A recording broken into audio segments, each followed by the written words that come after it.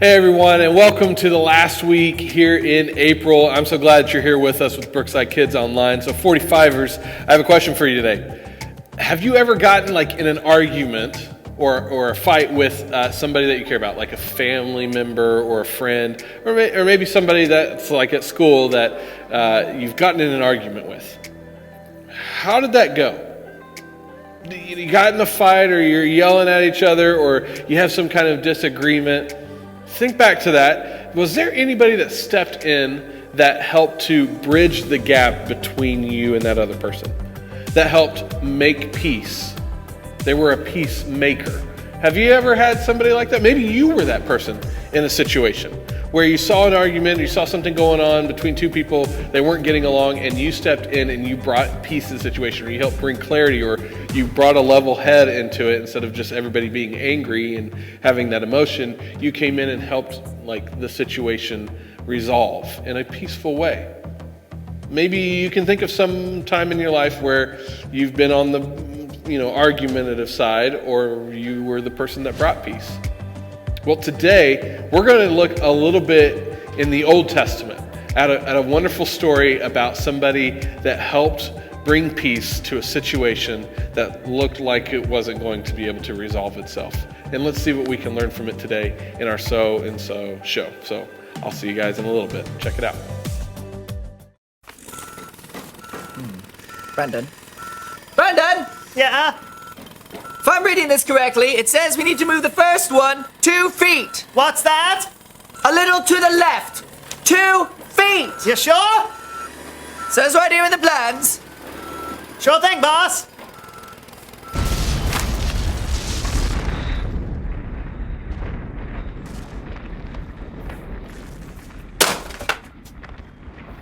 You sure you're reading that right? I mean, it might be upside down. What are those? Blueprints.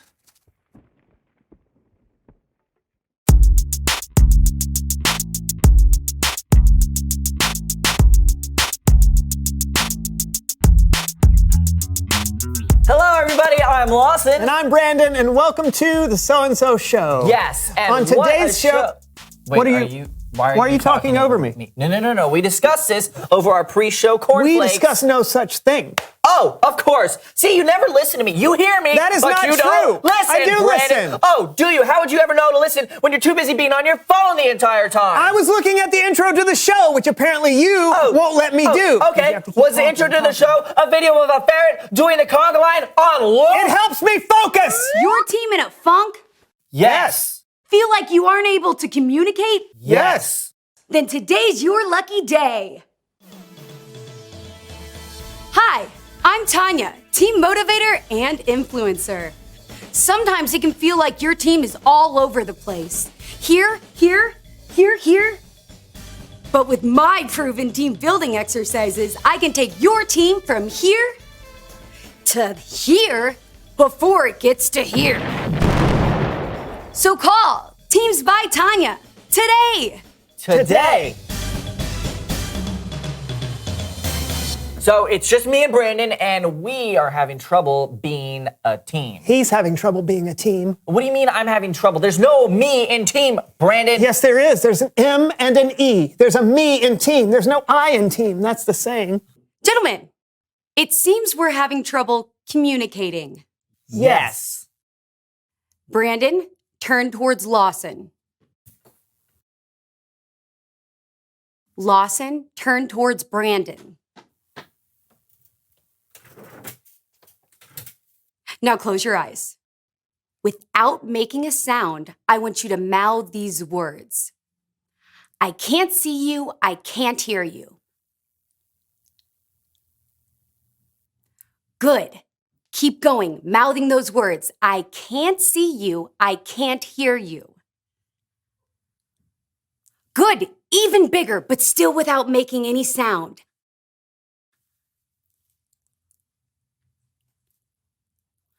Good, yes! Bigger! Good, I can't see you, I can't hear you! Now stop! Open your eyes. Look at each other. Good. Now close your eyes again. Okay, I want you to slowly open your eyes. Very small, barely open your eyes. Whisper these words, Brandon, to Lawson. I see you and I hear you. I see you and I hear you. Even quieter. I see you and I hear you. Good. Lawson? I see you and I hear you. Good. Keep repeating that. And each time, I want you to open your eyes a little bit wider and get a little bit louder. I see you and I hear you. I see you and I hear you. Good. Keep building that. I see you and I hear you. I see you and I hear you. I see you and I hear you. I see you and I hear you. Louder! Tell them! I see you and I hear you. I see you and I hear you. Yes, louder! I see you and I hear you. I see you and I hear you. I see you and I hear you. I see you and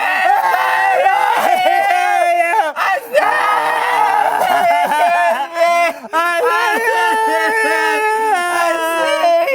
you. My work here is done. Now it's Bible story time with Kellen.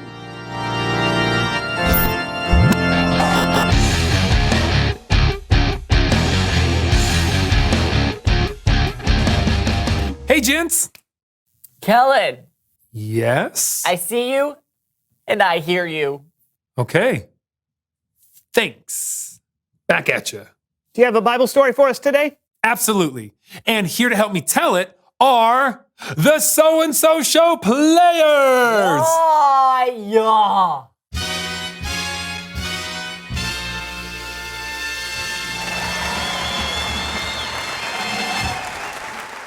Today's story comes from the book of 1 Samuel, chapter 25.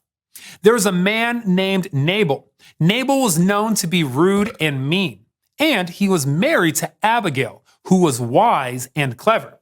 But we'll get to her in a minute. Now, Nabal was very wealthy. He had 1,000 goats and 3,000 sheep. And it was time for Nabal to shear his sheep and sell the wool. There's another character in today's story. His name is David. You might remember David as the shepherd boy who slayed a giant and then became king. This is that same David. But in our story, he hasn't become king yet.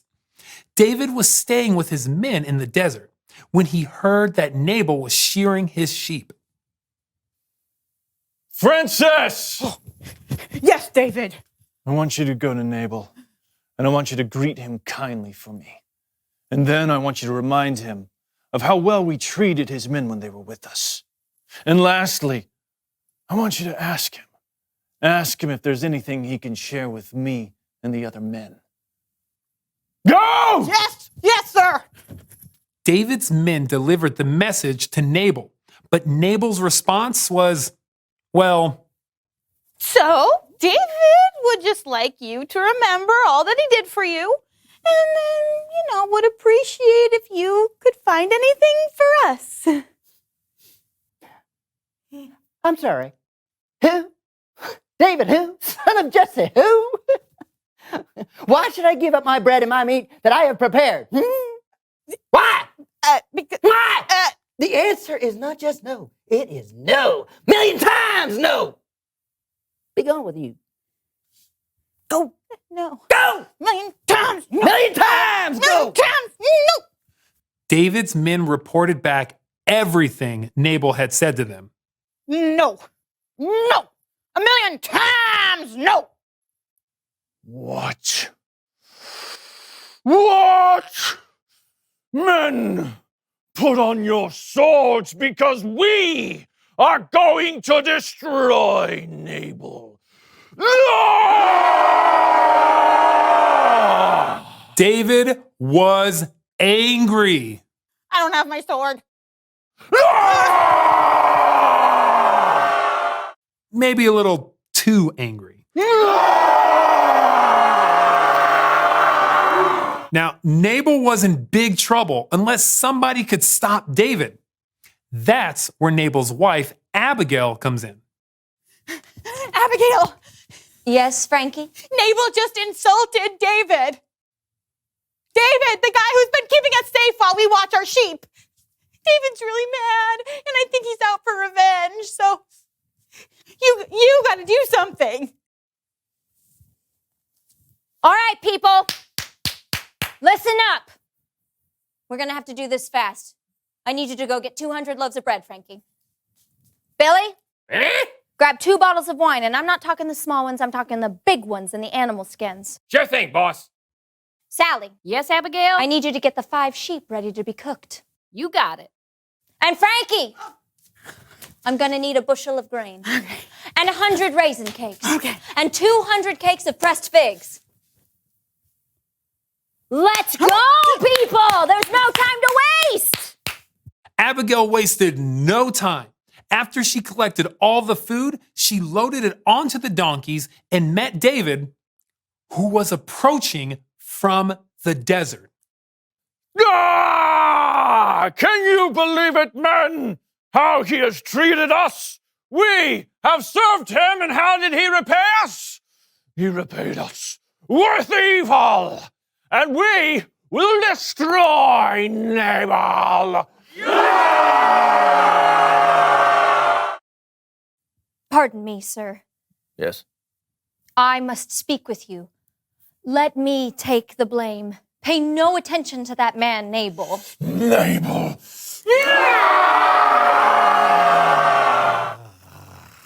He's really not worth getting that worked up over. Who? Nabal. No. Eyes, right here. His name means... What? His name means fool. Yes. He does many foolish things. Oh, yeah. Yes. Nabal. So you don't need to kill Nabal, do you? No. No. No. No. You see, God has prevented you from killing Nabal and his men. And I have brought many gifts for you to have. Ah. Yeah. So you have. It's very kind. So you don't need to kill Nabal. God will take care of it. He's going to appoint you king over all of Israel, and you don't want to have to worry about how you killed Nabal and didn't have to, right? You make a lot of sense. Thank you. I just ask that when you're king, you remember me. All right. All right. Go. You may go in peace. I have heard what you have come here to say, and I will do as you have asked. Goodbye. So Abigail returned home and David stayed put. With her quick thinking, Abigail was able to make peace. The end. Great story, Kellen. Thanks. And many thanks to the So-and-So Show players.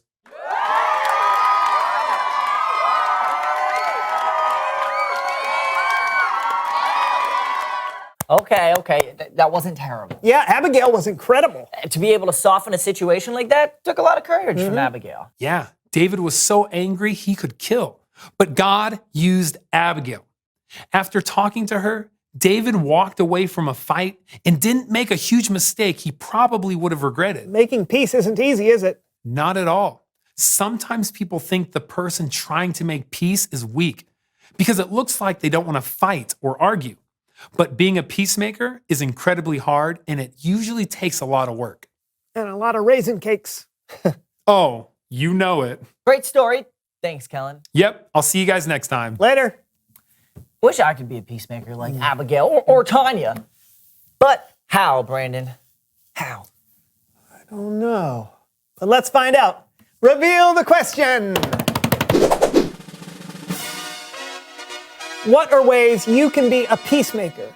Maybe you can be a peacemaker with 2 of your friends. Or within your family, or maybe a sports team. Or maybe you can be a peacemaker by saying you're sorry. Lawson, I'm sorry that I get angry at you. Sometimes you're a great friend. Thanks, buddy. I'm sorry too. I don't think either of us were peacemakers today. Yeah. Until now. High five! Yeah. That was close enough. All right, that was we'll close get- enough. yeah. There are lots of ways you can be a peacemaker. Talk about it with each other, and we'll see you next time on The So-and-So Show. I can't see you. Good. Oh, I can't hear you! What did you say, Brandon? I can't see you. Tanya! I can't see. Are my hands still over my ears? I can't see you. Why are my eyes closed? I can't see you. I can't hear you. I can't see you! I need water! I need a nap. Good. I need water! Good. This I is need a team nap. building. I can't see the point. Why? Good work, Tanya. Yeah. I do that.